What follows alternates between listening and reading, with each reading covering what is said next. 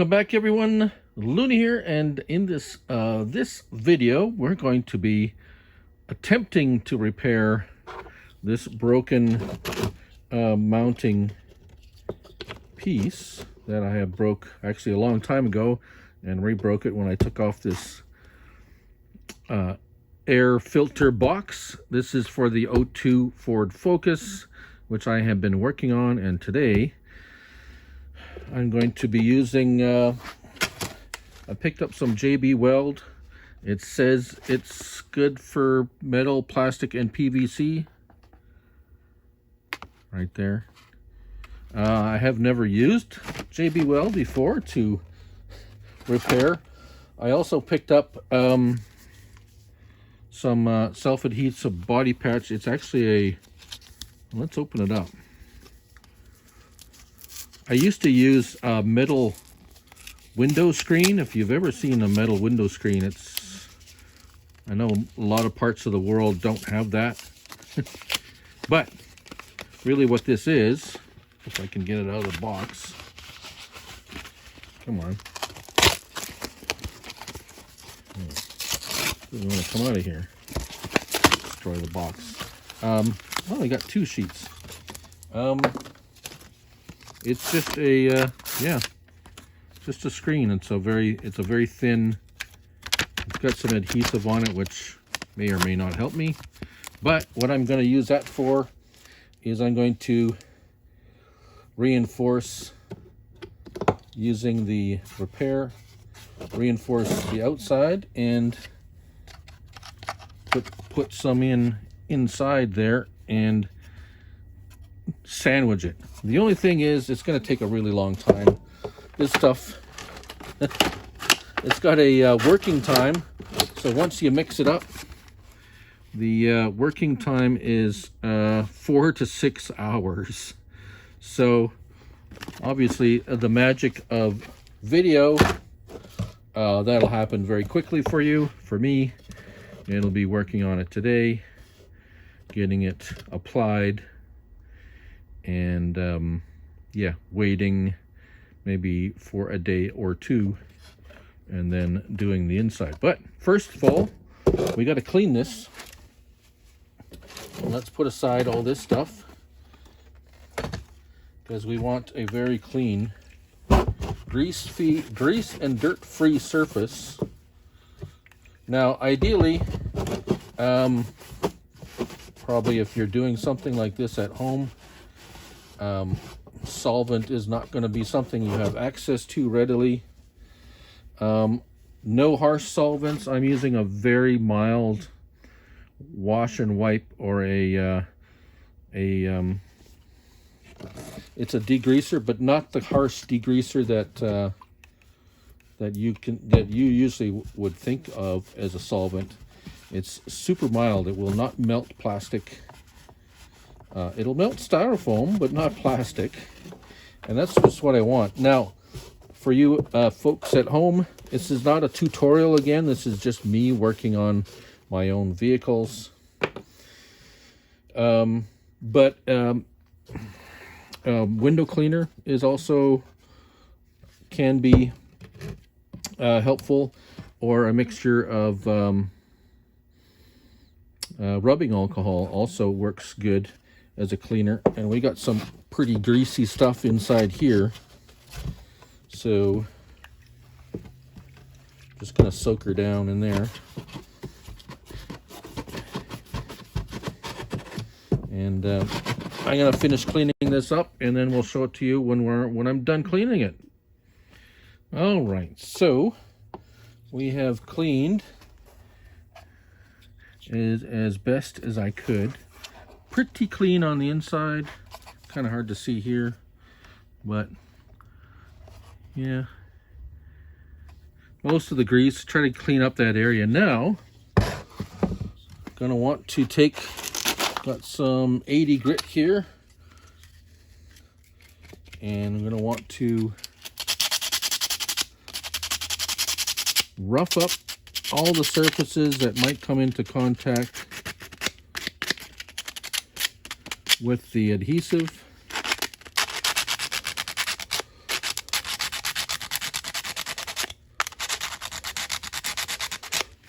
Now, we're not looking for prettiness here. We want to just make sure that it gets a nice rough surface for that glue to stick to wherever it may go. And this is particularly important to get this one as much as you can, because this is the weak point here, because this is all the pressure of, in case, well, when you're putting it on, not so much, but next time I have to take it off,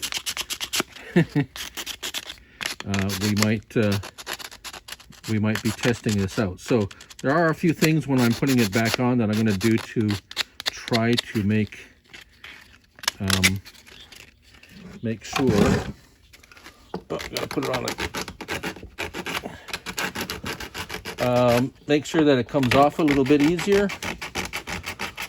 Gonna grease up those grommets, but yeah. So now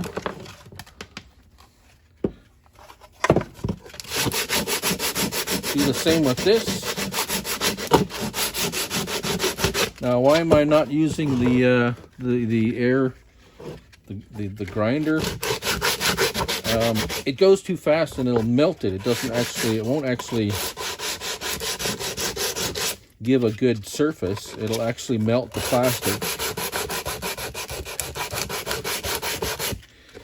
And then it's just, and you don't want to melt plastic. It releases resins and stuff, and it makes it harder for stuff to stick to it. Basically, is the very simple term that I use. There's a technical.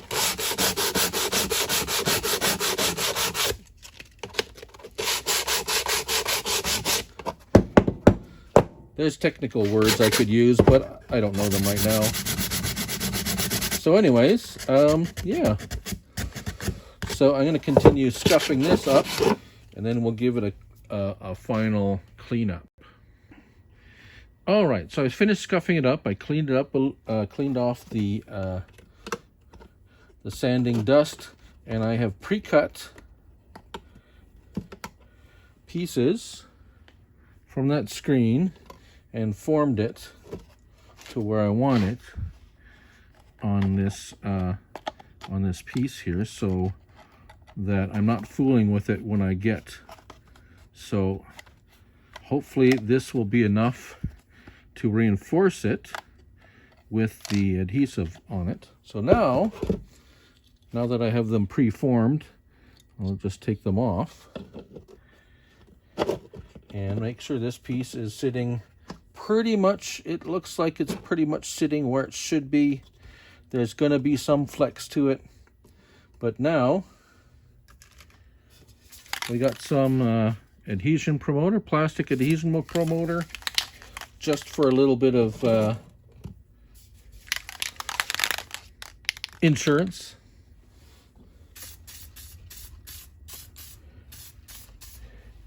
You don't need much. You just need to coat the surface and let it dry. While that's drying, we're going to go ahead and set aside our pieces, not losing those, and we're going to open up our package. Trying not to destroy the instructions, not that you really need them. It's a two-part system, equal parts.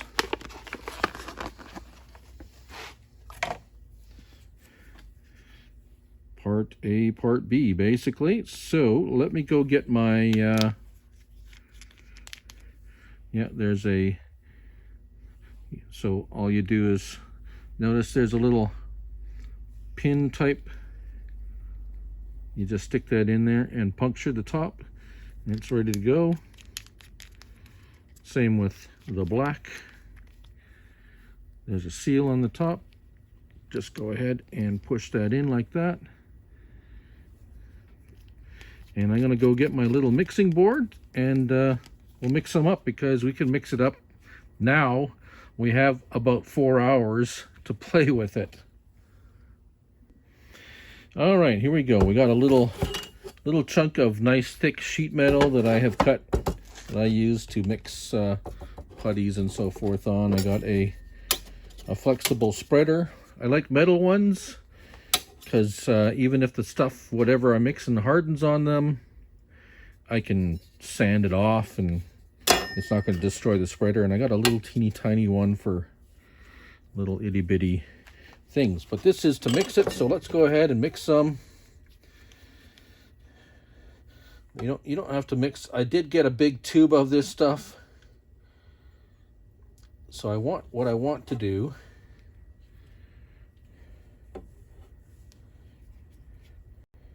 come on, stop,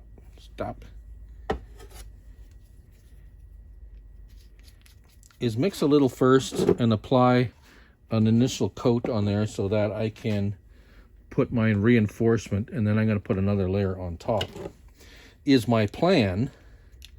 So we want to get this as close to equal parts as we can. And you see there? Okay. Come on. Out you come. Now, unlike, this is what I would describe as an epoxy, since you have equal parts, as opposed to a body filler or something like that, where traditional auto body filler has the filler component and then a peroxide hardener that you add in a very small amount compared to the filler itself. But this stuff, being equal parts, is more of an epoxy style. I'm going to say, I don't know exactly what it's actually made of, but you want to make sure it's well mixed. And because I got the slow drying stuff, you have plenty of time, no hurry, to make sure it is well mixed, because you don't want unmixed portions. You're going to weaken the repair if it's not well mixed. It's not going to all harden completely. So there was a much faster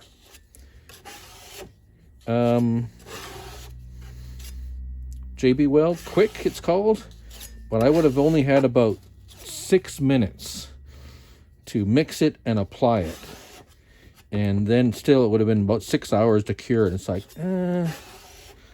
I don't need it to be done that fast. It is handy if you're trying to make a small repair and you need it done right away, but I want to be able to make sure that I have it in place and I can leave it for a day or two. Let's see if we can move you in here. We're going to start putting this on the surface here. Again, this is not a tutorial. It's just me creating a little bit of extra content for some of my viewers who want to watch something a little bit different. I'm starting to sound like Bob Ross. I have a happy little blob of filler over here. And wherever you like, just spread a little here. No worries. You have time. You have lots of time. You have 6 hours to play with this stuff. But anyways, yeah, so this is just basically the things I do. I'm not doing this because I have a YouTube channel or I'm trying to create content. This is just projects I work on every once in a while because things break. I have old cars and I try to keep them running because I don't want to pay $60,000 for a new vehicle, and I have the time. And fixing stuff, if you fix stuff yourself, it's your time. And the money you spend is basically parts, right? Parts and the things you need to repair it. Now, if you're working and you have, a young family, and you're short on time, then sometimes repairing things yourself, or you only have one car and it's like, the car broke down, I need to fix now. Take it to the shop, they fix it a day or two, and yeah, you're back on the road again. So we need to mix a little bit more here. No worries, we'll mix some more.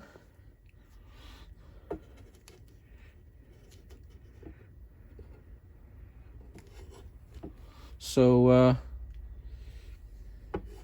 basically, ever since I started working in out of high school, took auto body repair in high school, and got a job in a body shop. First off, they start you washing cars and cleaning cars and stuff like that, and eventually they'll let you touch a car with the sander, and that's how it used to be. Anyways, now it's a whole different process. The materials they use now, the safety. Safety was, be careful not to lose a finger kind of safety thing when I started. Now, they got fresh air systems and all kinds of things. And which is good. You want to keep our youth safe. Young people are needed in the industry. Us old guys aren't doing it anymore.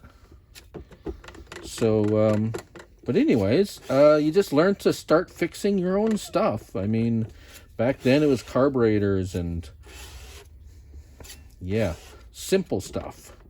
U-joints and differential fluid, and change your own oil and stuff like that. But you had access to a shop, and you had access to stuff. You get parts, and you learn off somebody else like, your timing chain needs changing. Yeah, no problem. Didn't have timing belts yet, just a chain. It was very small. It had on a cam. Anyways, yeah, so now cars are even this Focus has sensors here and sensors there and computer, and there's the only sensor in a 75 Nova was your foot and your your brain. It's like, brakes aren't working too good. Brake light might have come on. It's going to say, well, your brake fluid's low. All right. Why is my brake fluid low? Oh, maybe the pads are worn out. All right. Which probably still is the case nowadays, but there's all sorts of other stuff. Can you see that? Yeah, I'm just putting some on the piece now. We're going to get this all gooped up, and we're going to set it in there. Try to get it in the spot, and get some smeared up on the sides where the reinforcement is going to go. Now remember, there's a little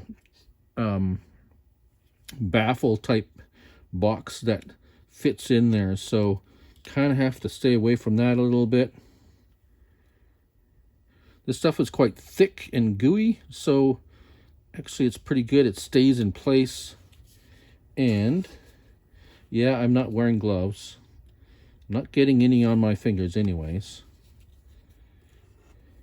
Right, so I think, oh, I want to get some up on here, because that's where some of that reinforcement screen is going to go. Right. All right, let's see if we can get that fitting in there more or less where it should be, and I think it fit in there pretty nice.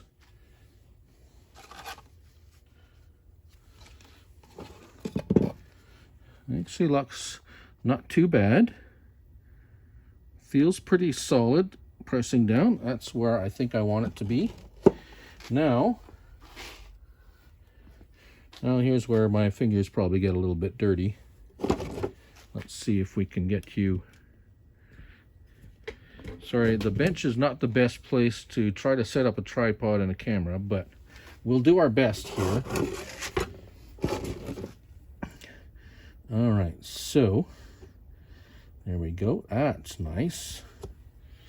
Now let's press that down in there. Yeah, look at that. See, it's squeezing through the holes. You press it down in there, and that reinforcement is getting embedded in that JB weld.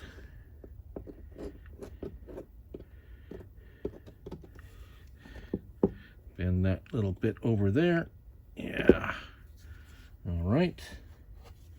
Get some more reinforcement there. Let's turn it around here. I know the light's not so great, but there we go. Let's get that pressed in there, smeared in there. We're going to need some more. Going to get another layer on there nicely, like that. Going to have to mix up some more.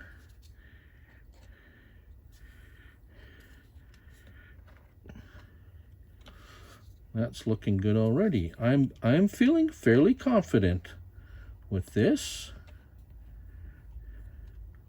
Hopefully it adheres to the plastic. Okay, I gotta mix up some more. All right, so I've got some more mixed up here, and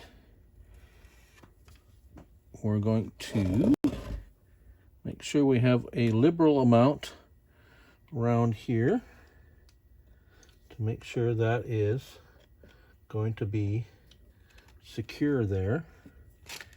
And I'm going to want to put some in there too. Well, let's make sure we have lots on this reinforcement here,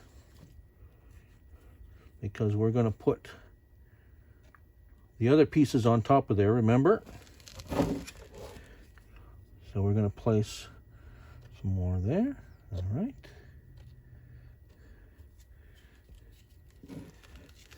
I'll put some up in here. Try and reinforce that inner piece as much as we can. Gonna be a little bit difficult in there.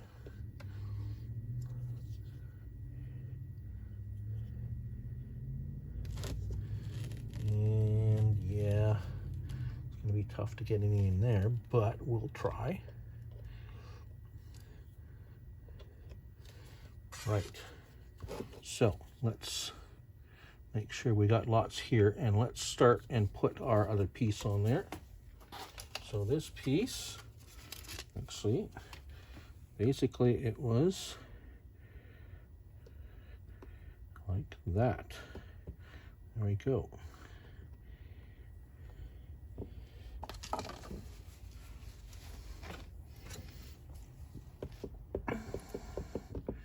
There we go. See it squeezing through those holes and encapsulating.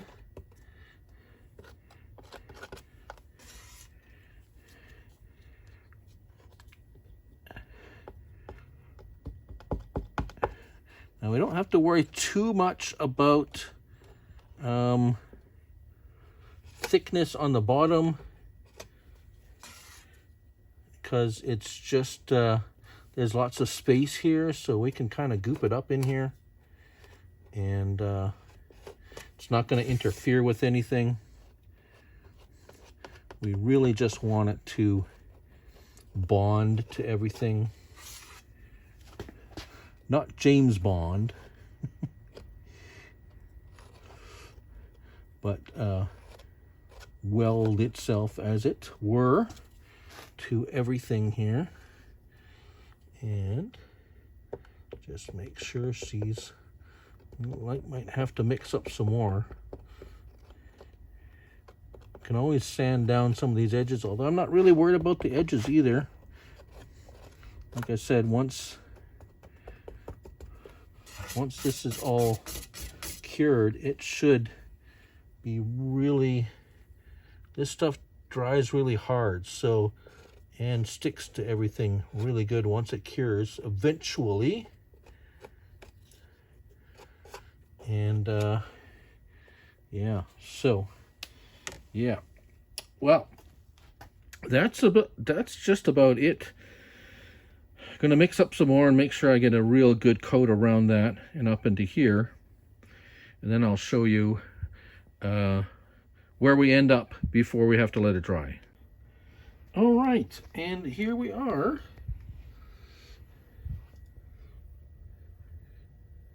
So it's not super pretty, but the nice thing about this stuff is you can always sand it down a little bit afterwards if it's interfering with anything, need to adjust it a little bit or whatever. But that's phase 1 of the repair. So now we got to let it sit for, well, till at least tomorrow for that to set up. And hopefully it's on there straight. It looks pretty straight, more or less. And then we'll tackle the inside. We'll do the same thing to the inside. So, and the magic of video, poof. All right, hey, it is the next day, and guess what? It seems to have, well, it's good. It's hard. That's number one thing that's good. The other thing is it seems to have, at least initially, stuck to the plastic. So that's pretty good, and it seems pretty solid. So that's good as well. And inside, if you can see, there we go. Hopefully get some light in there. We have a little area where I took a little grinder to it, grinded off. There was some in here. So what we're going to do today is we're going to, it's already cleaned up and everything. We're going to give it a squirt of the plastic adhesion promoter, which seems to at least have done its job, I believe. So that's all we need there. We need that to dry. Oh, it smells good. Yeah, so now what we can do while that's drying is I'm going to take my little piece of metal and eye it up. Get my scissors. Where did I put my scissors? Ooh, where are you, scissors? There's my scissors. Right, so just give it an eyeball here of how wide, maybe less of an eyeball. Keep your eye on the ball, boy. Eyeball, got it? Ha ha. Yeah, yeah, that's a old Foghorn Leghorn. You know, the Looney Tunes Foghorn Leghorn, yeah. I say, look here, boy. So, meaning no offense to anyone. That's just how he talked. Those movies, those Looney Tunes movies were made back in the 40s and 50s. So times have changed with the way people talk now. So let's see here. We don't want it over the lumpy bit. So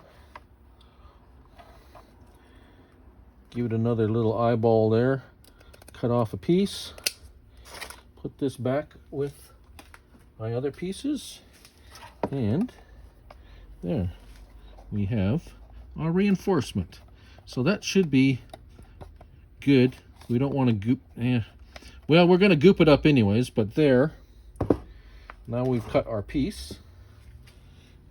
I've also said my piece a few times, but anyways, that's for another video. Right, so I'm gonna go and, oh yes, one other thing I want to do is this is the little grommet, the metal grommet that goes in here for the mounting bolts, and this was the one that was seized, and it's basically came out. So now I've got the bolt fitting in there fairly. Whoops. I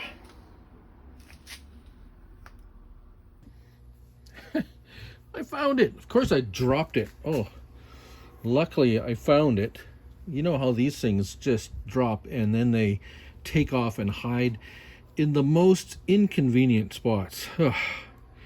Anyways, there. So I'm gonna have to, it's still a tad stiff.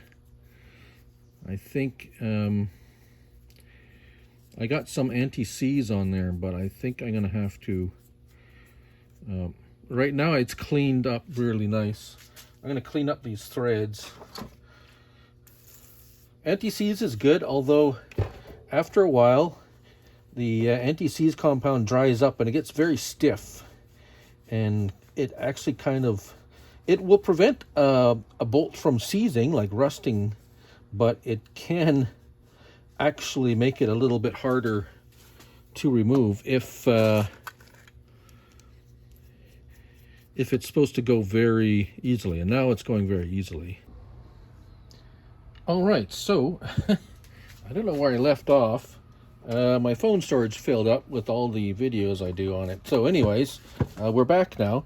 What I was saying was I'm also going to glue in this grommet into here where it's supposed to be, and hopefully it will stay in there, because that's the top goes on here and the bolts bolt in there to bolt on the lid of the unit. Anyways, throw that back in here, not dropping it, and I'm going to mix up some more JB Weld, and yeah, I'll show you putting it. I'll mix it up and then we'll come back. All right, here we go. Let's see if we can I'm going to try to show the process. It's always a little bit more awkward when you're trying to show someone doing something rather than just doing it, if you know what I mean. Making sure that, I don't know if you can see this. See me doing this? Maybe there. No, I can't see what I'm doing. But anyways, you get the idea. It's kind of a tight spot, obviously, being on the inside. But what I'm really just wanting to do here is get a good layer of the JB Weld on there first. I think that should do it. And now, where did I place? Where did I put the piece I cut out? I lost it when I. All right, hold on. Oh, there it is. Put it up here. All right, let's see if I can show. Okay, there we go. Now that's what I wanted to do, is just place it down in there, like so. If you're wondering how to clean up the residue off of the spreaders and the mixing board, I use lacquer thinner. So just regular old lacquer thinner. You could probably get it at your hardware store. Probably be able to get it in like a quart or 1 liter containers, depending on where you live and the regulations. There may be restrictions in your area for such products. It is quite possible.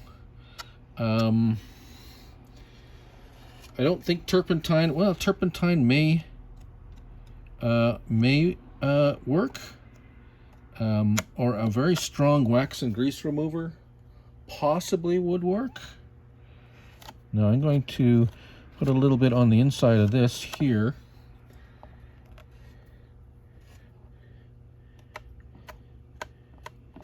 In an effort to smooth this out, and I might have to take a little bit of sandpaper to the inside of that later. Because remember, we have that piece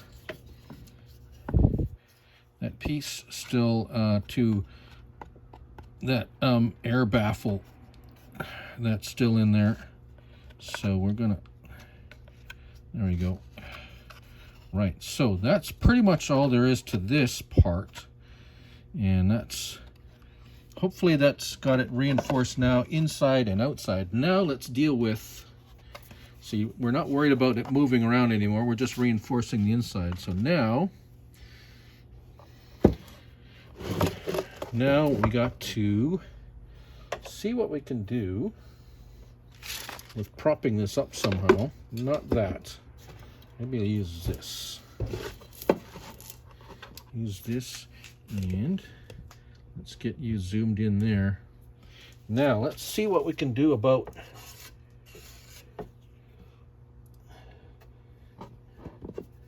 getting this grommet stuck back in there. Hopefully this hopefully there'll be enough here for it to adhere that metal piece inside this hole again, and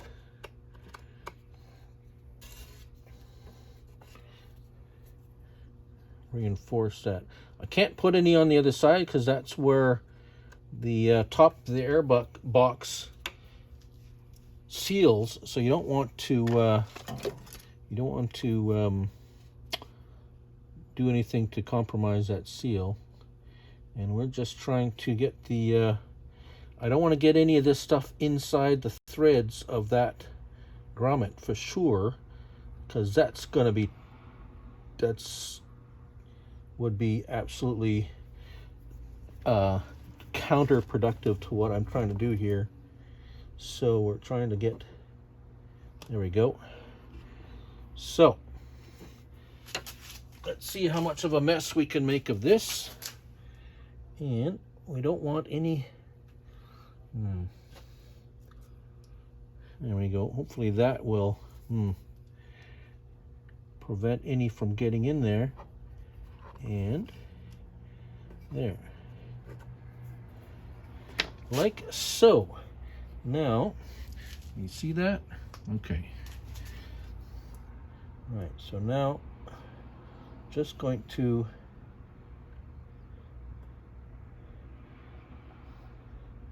try to get this as much around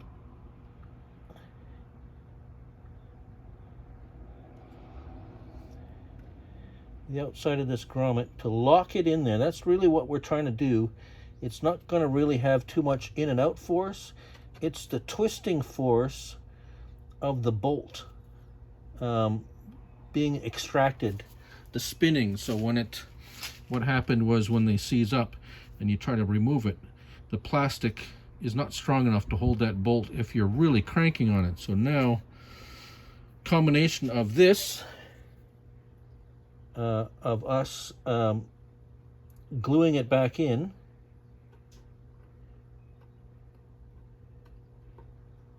and making sure that that bolt doesn't rust anymore, and putting enough lubrication on there that it will come out easily,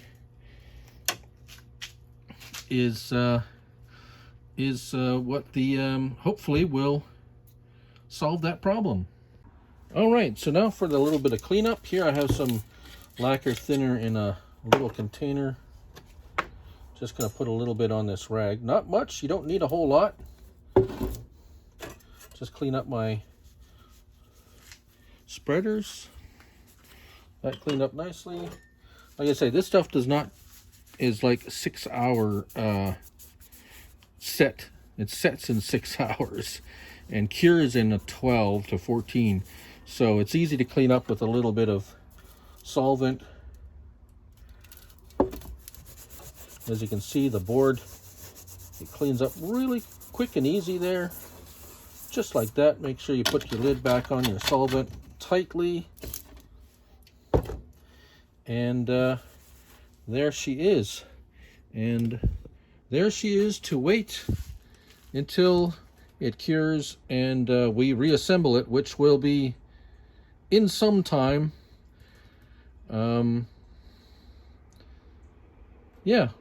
Sometime in the future when we get back to reassembling the vehicle. And there we go. That's a beautiful sunny day today. Thank goodness for at least a day like that. There we go. So thanks for watching. Yeah, that is the airbox repair. Hopefully that holds together. I think it will. It looks pretty good. But thank you all for watching. And as I usually say, do what you love what you do. Thanks for watching.